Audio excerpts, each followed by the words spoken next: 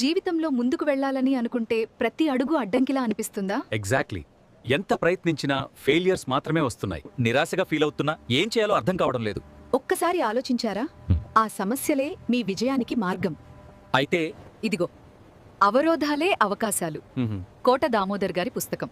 సమస్యల నుంచి పారిపోవడం కాదు, వాటినే అవకాశాలుగా మార్చుకోవడం నేర్పుతుంది. అంటే మైండ్ సెట్ చేంజ్ అనేగా. ఎగ్జాక్ట్లీ. ఇది పుస్తకం కాదు, ఒక మార్గదర్శకం. ఇప్పుడే ఆర్డర్ చేద్దాం.